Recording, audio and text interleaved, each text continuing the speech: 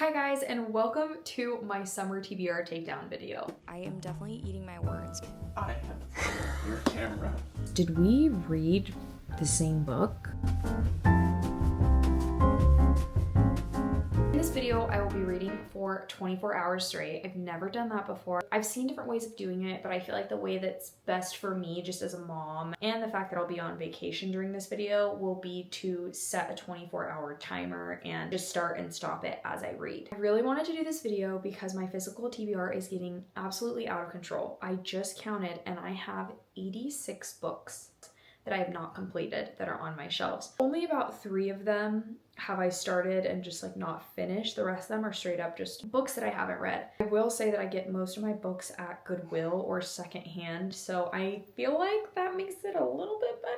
It's still out of control. I know, it's gross. I feel like I've overconsumed, and so I feel like this will be a good way for me to get some books off of my TBR. For the purposes of this vlog, I went through my TBR and counted all of the summer related books. Because it's summer, I'm excited to read books about summer, and I also am going on vacation. So I went and I counted 11 books that I have that are summer themed, put on a TBR wheel and spin to see what books we should read, just because I really don't know where to start. Now, this is actually future me. Hi, hello. I've just finished this reading vlog, but I realized I never really filmed the intro. And during the course of this reading vlog, I actually went book shopping on vacation and picked up one more summer themed book. I know, I have a problem. In my defense, it was Ali Hazelwood's newest release, and I like to read all of her books because I just really enjoy them. So that being said, I started with all 11 books and I put them on a TBR wheel and I spun them to pick our first read.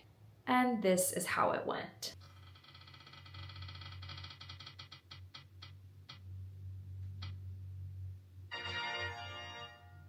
Malibu Rising. You know what's so funny? I was literally looking at these books last night and I knew the one that I wanted to read the least was Malibu Rising by Taylor Jenkins Reid. I knew that in putting it on this spinning wheel, it was going to give it to me. I knew that. I'm not even kidding you. So last night I was literally looking up TikToks of this book because I was like, I have a feeling it's gonna make me read this book and I really, really need to just be motivated. Like I need to get in the right headspace to read it. I just knew. I knew that this was gonna happen. I don't know if it's like women's intuition or what the heck. I feel like it's the spinning wheel of doom. Despite the fact that it is not the book I would have chosen to read first. I've never read a book by TJR, and so I really have been wanting to get into her. I literally had this book displayed. Anyway, first book that we're gonna read in this 24-hour readathon is Malibu Rising by Taylor Jenkins Reid.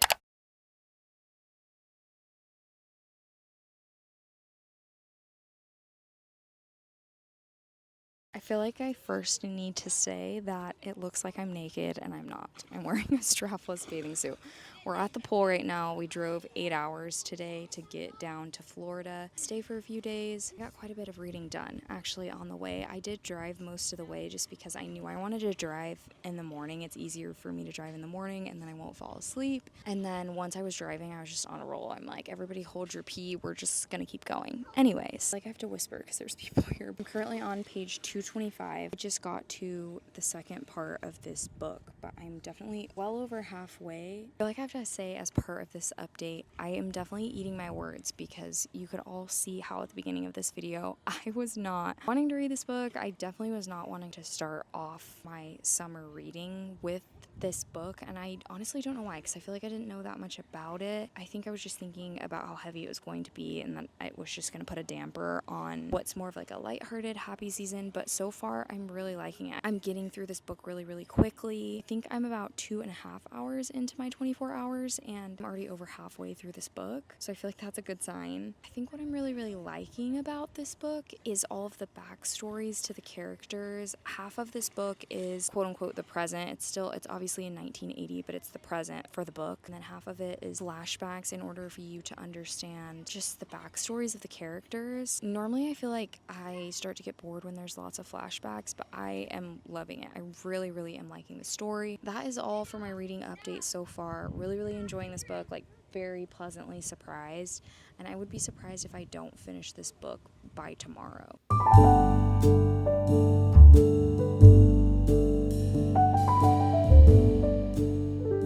finished finished Malibu Rising and I have some thoughts. Like I said at the beginning of this video, this is my first book by Taylor Jenkins Reid and I really enjoyed her writing. For me, this book reminded me a bit of Great Big Beautiful Life by Emily Henry, and now if you're a TJR fan, you're probably screaming at me through your phone right now because, I mean, that's all I have to compare it to because I read A Great Big Beautiful Life first. I know that's like a newer release and this is not, but I did really enjoy it. There's a few different timelines here going on. I would say about 50% of the book is all happening during the same timeline, but it's being told through so many different perspectives. And I did really enjoy that aspect of it, of getting like a lot of different people's stories. I would say mainly there were 6 main perspectives, the siblings and the parents. And so we had 4 different siblings. We have Nina, who's the oldest, and then we had Jay and Hud, who are around the same age, and also Kit, the youngest. I feel like if I talked about everything that went on in this book and described to you every single personality and everyone's backstories, this video would be like an hour long. Just to give you a rough overview, throughout this book you are following these siblings over a course of 24 hours and you're learning about their backgrounds, you're learning about their insecurities, their weaknesses, their strengths, and their places in their family. I really enjoyed. Each character in this book was very flawed, but I feel like as far as the siblings go, they're all really good people and they're just doing their best. Main perspective that you hear a lot of is the oldest sister, Nina. Her story I really enjoyed the most. In fact, I could have done with a little bit less perspectives when we got to the party and there were so many other ones. I liked it. I kind of felt like I was seeing every single part of the party from different perspectives, different places in the room, which I thought was really cool. I also felt like I could have just been fine with simply just the siblings' perspectives. I had to plug in my camera really fast, but I had to put in your camera. I don't want to hear it. okay, my husband plugged in my camera. Anyways, the part that really I think will stick with me is the story of Nina, who is the eldest sibling of the Riva siblings, and she witnessed her father's infidelities and she witnessed her mom just like completely crumble waiting for him to come back because her dad was this famous rock star and he would come back and make all these promises and then he would leave again until eventually he left when the kids were younger and the mom was kind of left to pick up the pieces and Nina had to grow up really fast and eventually take over duties as a mother to her younger siblings. She had to like drop out of school and just get a job and take care of them. Honestly, her siblings all attribute the fact that they had good lives and grew up as the type of people that they were to their sister and everything that she did for them.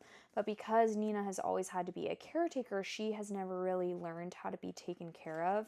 And so I just wanted to read this one quote in the book that really stuck out to me. She's having a hard time because she's prepping for this party and her sister Kit comes and asks her like if she's okay, and Nina just waves her off and she's like, oh, it's okay, it'll be fine. And it says, no, Kit began, unsure exactly how to convey just how much she cared. It's okay if you aren't okay. If you need to talk or just want to cry about it or anything really, I could listen.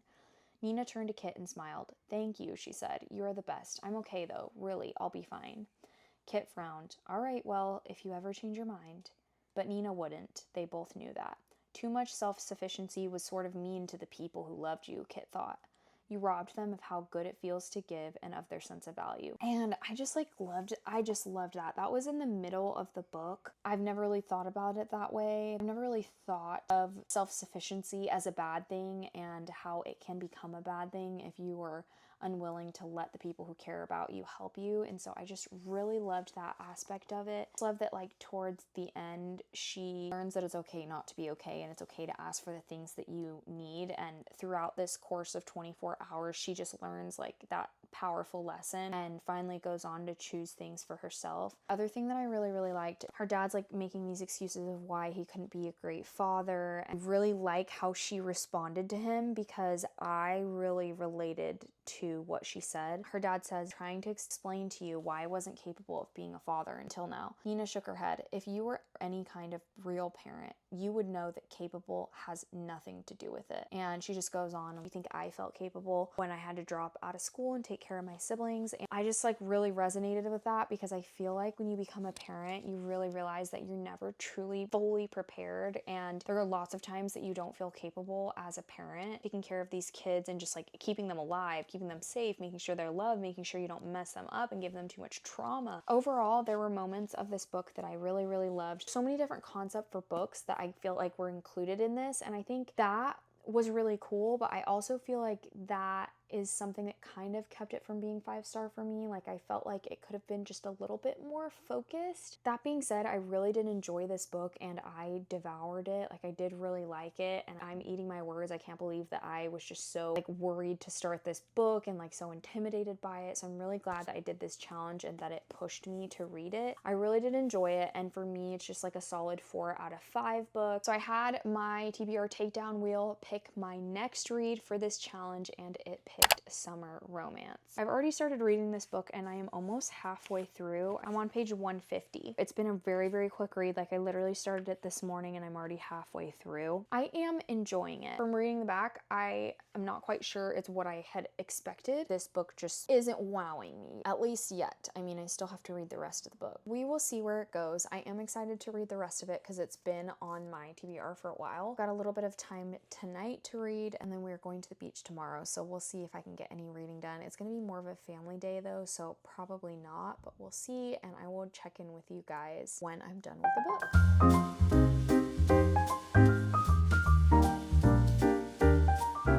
Okay, wow, this has been a very chaotic reading vlog. I feel like it's definitely been a few days since I've filmed just like a sit-down reading update. I've been spending a lot of time with family, and while I have been reading, I just haven't really had alone time to film. Wanted to give you guys an update so far. I've done about 11 hours of reading. I'm currently in the middle of 2 books right now. I did start My Friends by Frederick Bachman, and it is incredible so far. I think that it is so well written. I already know I'm not going to be able to get enough of Frederick Bachman's writing in this one book, and so I'm just like very, very excited to continue with his writing. He just has this way of writing that I feel like just transcends like gender and age and would just pull any reader in. I feel like a lot of the books I've been reading lately have multiple timelines, and that is the same thing in My Friends. I am on page 112, and so far we've had a few different perspectives. The perspective of the artist who painted the painting that our other main character, Louisa, has been fascinated by. Louisa is an 18-year-old runaway. She's just about to age out of the foster care system, and she's been in love with this painting for a really, really long time. She is grieving the loss of essentially her best friend, and so she decides that she's gonna go see this painting because it's gonna be in her town to be sold. She goes, and one thing leads to another. She meets the artist, and she ends up buying this painting back and putting it in her name. One of the friends that was pictured in the painting is there to give her the painting, and she is just begging him to take her with him back to where they're from so that she can just experience more of the history behind this painting. That sounds so complicated, and I know that might not sound like the most interesting premise of a story, but it really has been just so good. The way that it is written, the perspectives of these people who just have such hard things that they've experienced. It is incredible, and I don't want to take anything away from it when I say this, but when I did this TBR wheel, I think I was looking for a certain kind of book that I really wanted to read. I just feel like my mood really, really needed. Honestly, contemporary romance is really what I was looking for, or like thrillers. And of course I picked 2 general fiction books. The summer romance book that I picked I didn't love. Like, it just didn't satisfy the craving that I had for contemporary romance. And so despite the fact that My Friends is incredible, I just really, really felt like if I didn't jump into what I was really, really craving, then I wasn't going to be able to give my friends the best reading experience possible, or give myself the best possible reading experience for what is such an incredible book. So I decided to move into the next book that the TBR wheel picked out for me, which was Say You'll Remember Me by Abby Jimenez. I am currently 174 pages in, I think. I really need to grab a bookmark. I am eating this up. I feel like this book has gotten such a bad rap, and I get it, I'm only like a little under halfway through this book, but the speed with which I have consumed this book, I just really feel like this is exactly what I wanted out of this summer reading vlog. Like, yes, I wanted to tackle my TBR, but this book And contemporary romance in general is what screams summer to me, and that is what I'm in the mood to read during the summer. So I feel like I kind of did myself a little bit of a disservice, and I did some of the books maybe I read already a little bit of a disservice by reading those first and letting my TBR will pick it. But it's fine. Like, moving forward, if I did that again, I would be a lot more choosy about the books that I put on there and make sure that I'm like ready to read those books. I do not regret my choice to skip ahead and start this book. I know a lot of people have just said that it doesn't live up to their expectation following Just for the Summer, and I mean, I get it because Just for the Summer is probably my favorite contemporary romance book ever. And so I understand this book like has a lot of expectations to live up to. That being said, again, I am loving it. One of the things that people really did not like about this book was the mentions of Rhysand from ACOTAR. And while I will say that I feel it's a bit bizarre to have 3 different people mention that he looks like he could be Rhysand within like 10 pages, that to me just, I almost didn't mind the comparison, but it just felt so bizarre that 3 different people would say that, especially because like Rhysand is a fictional character and I know that we have descriptions of him, but none of us have like seen his likeness. You know what I mean? Like, it just doesn't make sense to me, I guess. But again, that was like less than 10 pages of this entire book, and I'm just loving the book. I don't know what to say. I'm loving the book. I know it's dealing with heavier things, but all of her books deal with that. And so, do I feel like it's going to overthrow Just for the Summer's place on my lineup? I don't think so. However, I'm still really, really enjoying it. Like, I would be shook if this was anything less than a 4-star read, which is great for a contemporary romance. So yeah, I don't know. If you're like me and you're afraid of reading this book, don't be, because I'm really enjoying it. Anyways, I have a little less than 14 hours left on this reading vlog. That's still a lot of time to read, so I feel like we're gonna get through quite of the books that were on my list. From here, I'm definitely going to continue reading the picks, but I think I'm gonna choose my own order because I feel like I owe it to myself to read books based off of my mood. I do feel like most of the book picks that got picked from here on out I'm really, really excited to read, but we'll kind of see where it goes from there. I've got quite a bit of reading to do, and I will check back in when I'm done with either one or both of these.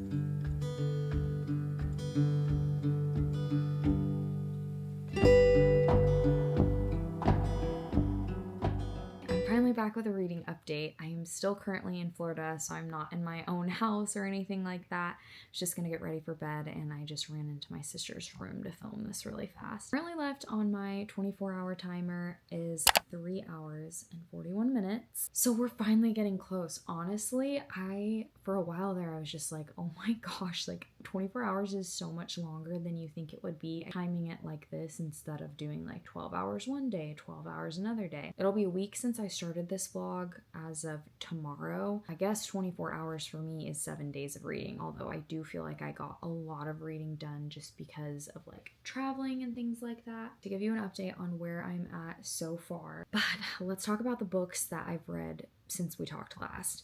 First, I want to talk about Say You'll Remember Me. This book is just so good. Like, I don't know what everyone was talking about. I loved this book. I think that Abby Jimenez is just so good at writing a contemporary romance. She's so good at writing a love interest. What I liked about this book is I find myself most of the time in different romance books just getting frequently annoyed by either the female main character. Honestly, most of the time it's the female main character. But honestly, I loved both of them. I loved how funny and quirky Samantha was. I loved that she was a social media manager, and I just loved like her funny little mustard slogans and quotes and memes that she came up with because she's a social media manager for a mustard company. Like, it was just so funny to me. Like, I was not bothered by the mention of social media, and I know that a lot of people were bothered by that, but to me it just felt like authentic to the story.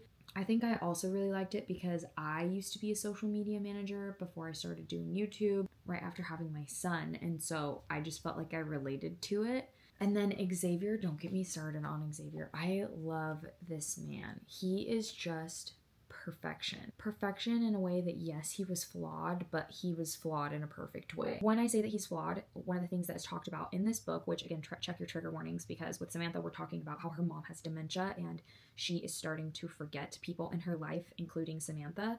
And then with Xavier, he came from a very physically and emotionally abusive household.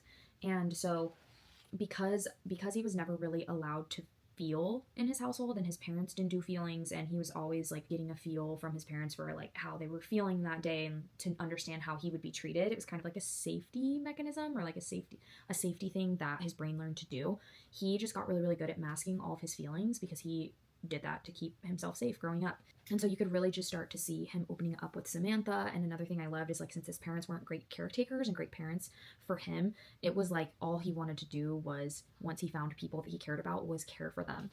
Samantha, let me see if I can find this one quote. Samantha described him, he was just so good at taking care of her, and she referred to him as like airport dad. So when he came like cross country to come and visit her, she ends up telling him, well, hey, would you mind if we took my sister's kids, like my nephews, out to the zoo for the day? And he's like, yeah, of course, like, let's do that. And she said he was so good with them. He grabbed us water bottles and lemonade before we knew we needed them, and procured snacks for everyone at intervals that felt practiced and intuitive. And I realized that Xavier was a natural caretaker. It went beyond handing me a hoodie to wear before a night playing miniature golf, or getting me a coffee before I woke up. He was airport dad, the guy who plans everything and drives you there and parks the car and lifts all the heavy bags, carries the passports and makes sure everyone gets to where they're going and they have what they need. It wasn't just me who got to shut off their brains around him. It was anyone lucky enough to be placed in his care. And there was multiple times throughout this story when like her family was struggling with like just like different familial things, or like maybe a new development with the mom's dementia, and he was just so good at being a caretaker. Like he would like set out plates of food for them because he knew that they like just couldn't be thinking about food at that time. And I just thought it was so sweet, and it just like made him so lovable. This book was like so kind of heartbreaking. I devoured this book, and I think part of the reason why I devoured it is because he was just so lovable. He was kind of like, I know they said it was like a grumpy sunshine, which with everybody else he was grumpy with, but he was such like a simp for her. Like he was just so just in love with her from very early on, I felt like, even though maybe he didn't realize it. And I just loved, like, I loved how he was so willing to do anything, just even for a little bit of time with her, which like even sometimes to his detriment, because he was spending so much money to fly out and see her, and like he was working so much and just all this stuff. But I just loved him. I thought this book was so good. I loved the portrayal of like dementia and just like different sensitive topics. I love the way that she does that, and I just feel like no one can craft a story quite like she can. I ended up giving this book a 4.5 out of 5 stars, and I'm really confident in that. I just loved it. Like I feel like some people said it was boring and they got sick of it. I was reading reviews, specifically some of my friends, and I'm like, just did we read the same book? I just really, really liked this, but I feel like I knew I would, because Abby Jimenez is my favorite contemporary romance author. I just feel like I eat them up every single time, but I just loved it. I also felt like this wasn't very spice heavy, and I really appreciated that. Like there was definitely some spice in it, but I felt like it was pretty tasteful, and it just was like few and far between, which I really appreciated. The next update I wanted to give you guys was on My Friends. I still have not finished My Friends with Frederick Bachman. I know the last time that we talked about it, I just talked about how I felt like I wasn't in the right mood for it. It's nothing against the book. Like I truly think that the writing has been incredible so far. I did read a little bit more of it. I'm on page 161 now. I just feel like maybe this wasn't the right book to bring on vacation. I don't really feel like this was a vacation read, and that is nothing against this book. Like I truthfully could still give this book 5 stars. You know what I mean? Since we are going back on Sunday, it's currently Friday, I thought this would be a really good book to listen to while I am doing my portion of the drive back to North Carolina. I'm hoping to get a really good big chunk of this done, and then I will definitely finish it next week. That was kind of the last of the books that I had brought with me on vacation. But the other day at a local bookstore, I ended up picking a summer contemporary romance, and I decided to add it into this video because obviously since I bought it, it became part of my summer physical TBR. And that book was Problematic Summer Romance by Ali Hazelwood. This book did just come out very recently, I think within the past week or two. Until I started reading this, there were only 2 books that I hadn't read by Ali Hazelwood. This book and then deep end. I really like Ali Hazelwood's books. I truthfully think they're just like a fun time. I find myself just like laughing out loud. I just like the stories and things like that. And so I was really excited to get this one. And let me tell you, I started this book at like 11 p.m. last night, read from 11 to 12, woke up at 6:30 when my son woke me up for another 2 hours, took my kids to the pool, came back and finished this book. Like, I feel like this book was very bingeable, and I feel like this is a really great vacation read. This book is an age gap romance, which I honestly had no idea when I bought it. I just knew I was going to buy it because I buy all of Ali Hazelwood's books just because I think they're so fun and just easy to read. Age gap romance is not really one that I've like necessarily gravitated to before. It's not like one I've avoided, but it's not one that I've gravitated towards. I actually really enjoyed it. Maya's 23 and Connor is 35. He's 38. Connor's 38. He is her older brother's best friend. And so there's obviously a significant age gap. That's 15 years. It isn't one that she's like been pining about him from afar. She had like a really hard childhood. Her parents died young, and then she came at 13 or 14 into the custody of her older brother, who was estranged from the family. She was kind of like a wild child. One day when she was 20, her boyfriend was cheating on her with her roommate, and so she just felt really betrayed by all the people closest to her. And so she is trying to reach her brother, and Connor ends up answering. He ends up like just listening to her. It just starts like a friendship between the two of them where they kind of become best friends. They like just call on the phone, and somehow Connor like opens up about his life to her and is telling her all these things that he doesn't even tell to his best friends. And the same with her, because she's a very open person and has just like really opened herself up to him. There has just been this attraction there, at least on her part, from what she knew. And he eventually just out of nowhere just shuts it down. So now they haven't seen each other in like a year since that happened after 3 years of friendship. They're both going to her older brother's wedding, and that is where she like sees him again, and she's like feeling all the feelings, and there's just all this tension and different things like that, and he's just really holding back because he just can't get over the age gap. Like, if he gave a relationship a chance, he would be like robbing her of all these experiences he thinks that she should have because she's young. Honestly, was sucked in. Like, I devoured this book. It was a lot of back and forth, but I kind of ate it up. Maya, the main character, she's this physicist, because obviously Ali Hazelwood writes about women in STEM. That is one thing that I like, that I feel like her main characters are just very intelligent and they hold their own, which I really appreciated. I did just finish this book like 10 minutes ago, so I am gonna wait to rate it until the end of this video so that I can have like just enough time to sit on it. But I really enjoyed it, and it's definitely, in my eyes, not less than a 4. So I'll get back to you guys on that one. The next book that I am going to read for this vlog is I'm going to start reading The Strawberry Patch Pancake House. Unfortunately, I did not bring the physical copy on vacation with me. However, I do have it on Kindle because they had it on Amazon for $1.99, and I was just like, in case I finish all these books, I want to be able to start reading the next one. And even though I said I was going to give into mood reading, I feel like The Strawberry Patch Pancake House is like right up my alley as far as what I've really been craving to read. I get started reading that. The only thing that stinks is I did not bring my Kindle on vacation, so I'm gonna have to be reading it on my phone, which really stinks. But I'm still really excited to read it. We'll see how much I get into it. I don't think I'm gonna have much time to read tomorrow. If anything, I'll be finishing this vlog on Sunday, and by Sunday I'll have the physical copy in my hands. So we'll kind of see where we go from there.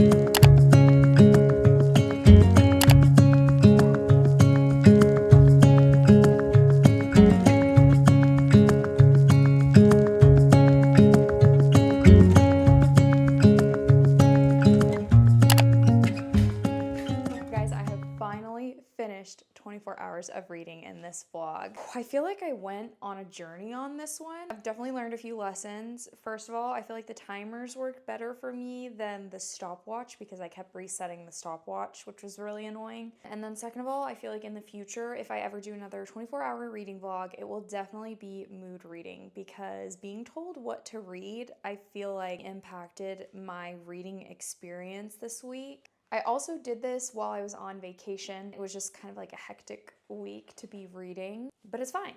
It's fine. Things were learned. First things first, I want to recap the last 2 books that I read. Although I did not film like any of it, I did read The Strawberry Patch Pancake House. I read pretty much all of this on my phone just because I didn't bring the physical copy on vacation with me. I was shocked that I finished all the books that I did bring. Full story on how I even came to have this book. I'd been seeing this book everywhere. I absolutely love the cover. I have seen the Pumpkin Spice Cafe, I think it's called, and the Cinnamon Bun bookstore pretty much every time I've gone to a bookstore. I've just never bought it. I don't know why. And then I saw this used copy that is literally in absolutely perfect condition in my local bookstore, so I figured that was my time to get into it. I was really looking for something cozy at the time and then just somehow ended up putting it off or forgetting about it. This was actually on my TBR for the month of June, which I'm excited that I have finally read something off of it. I definitely went into this book somewhat blind. I was blinded by the cover, I was blinded by the title, and everything about this book screamed like wholesome, like no spice, closed door. That was not really the case. Definitely surprised me in that aspect, I would say. Talking about the story first, I did think that the story was really, really cute. Single dad, like nanny, small town romance, and I really liked that. I loved the setting of Dream Harbor. Like, it made me want to read a few more of these books in the series. It was just such a cozy setting. Archer is the male main character in the story, and he's like a world-renowned chef. He'd been traveling all over the world, and his dream was to get a Michelin star in one of his restaurants. And he ended up finding out that he had a daughter, a 5-year-old daughter, and his daughter's mom, who it was kind of a fling, like they slept together a few times, she had passed away. And that was how he ended up finding out about his daughter, because he was listed on the birth certificate. And so he moved to Dream Harbor, where his daughter had been being raised. And so he knew that he wanted to make it work. He wanted to be her dad. It was just kind of hard for him. Like, she wasn't really speaking to him. Obviously, she's kind of like, who is this man? He really wanted to show up and be a good dad because he was raised by an amazing father, but he also wanted to just acclimate really quickly and then take her on the road with him to like Europe to go and still pursue his dreams. So in his mind, like, staying in Dream Harbor was very temporary. Then we have Iris, who is somebody who's kind of bounced around, just like never had a job for longer than like 6 months, never really had a long-term relationship because her mom, even though she was a great mom, also never really had long-term relationships. Like, she was always moving from guy to guy. She just like didn't know if settling down was for her, if she was capable of it. She finds herself in need of a job, and this nanny position opens up. Now, she's somebody who like doesn't even know how to act around kids. Like, she has never really had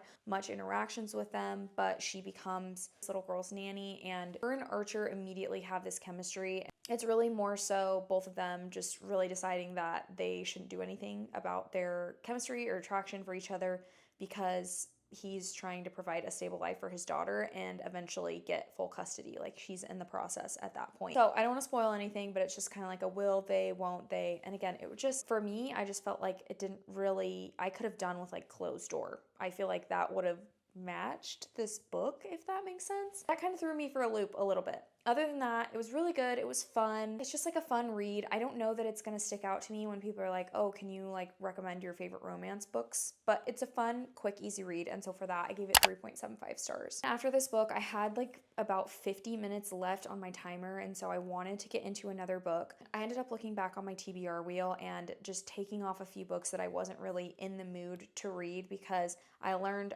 earlier in the vlog that I needed to just like go by mood reading if I was going to be pushing through a ton of books in a short amount of time. And so I ended up leaving One Golden Summer by Carly Fortune and The People We Meet on Vacation by Emily Henry. And the TBR wheel did pick The People We Meet on Vacation by Emily Henry, which is actually good because I think I was slightly leaning more towards that. I think with just that read of Just for the Summer by Abby Jimenez, where I'm just going back to an author that I know and love. I just loved the feelings that I had in that book. That's also how I feel about Emily Henry. And so just knowing that I already have like these positive feelings about Emily Henry's writing and just her love stories in general, I really wanted to jump back into it. I think the reason why I love Abby Jimenez and Emily Henry is I feel like their books are very character driven, and yes, like the romance is a huge part of the story, but that doesn't mean that it's like a spice heavy from start to finish, and I really appreciate that. Like, I want the tension, I want the story, I want to fall in love with the characters. I don't just want to read all of these really spicy scenes. And so that's why I love those two authors. I started The People We Meet on Vacation. I don't know how I haven't read this book yet. I have read pretty much all of her other books. I think the last one on my list to read is Book Lovers, which I feel like is a crime that I haven't read that book. I know that this is a cult favorite. I know people love it. I know it's being made into a movie, I think on Netflix maybe. And so it was just finally time to pick this book up, and I'm so glad I did. I'm only like 50 pages in and I'm already just underlining and annotating like crazy. I need to find my little tabs, but for now I've just been like underlining a bunch of stuff that I love. I'm already like I just already feel like I'm gonna love these characters. I've laughed a few times already. This is a really good book to end on. I think again with like not going by mood reading, at the beginning of this vlog I was feeling myself going towards a slump, and I think this was the right move to make sure that that doesn't happen. So I'm really excited to finish reading this book, and later this year the special edition of this book comes out, and I still haven't gotten the special edition of Beach Read yet, but it's on my list to get. And so I actually found this copy of The People We Meet on Vacation at Goodwill, which is crazy because I never find Emily Henry books at Goodwill, like never. I feel like this was a unicorn, a diamond in the rough. And so as soon as I saw it, I snatched it up and I was like, you know what? Before we end this video, I just want to go through a quick recap of everything that we read in this video. First things first, we started with Malibu Rising by Taylor Jenkins Reid. The second book that I went into is Summer Romance by Annabelle Monaghan. Hi, buddy. I'll be out in a second. You can come give me a hug. Yep. Hi, buddy. I love you. I love you. Okay, close the door for me, okay? I did start My Friends by Frederick Bachman, and this was definitely one of those that was a victim of just me not reading by my mood. The writing in it so far is great. I still haven't finished it. I'm still on page 160. Then I ended up switching gears for Say You'll Remember Me by Abby Jimenez. The next book I read was Problematic Summer Romance by Allie Hazelwood. Lastly, we have The Strawberry Patch Pancake House. And then we started The People We Meet on Vacation. Anyways, that was a lot of yapping. But if you've stayed to the end of this video, thank you so much for watching this 24-hour reading vlog. I really did enjoy the journey that I went on in this reading vlog. I'm hoping this video is not going to be like an hour long. I'm going to try to edit it to be shorter. Let me know what your most anticipated read is this summer. I'd be really interested to hear it, or if I read any of your favorites. So glad to have you here. If there's anything you'd like to see from me, please let me know in the comments below, and I will see you guys in my next video. Bye!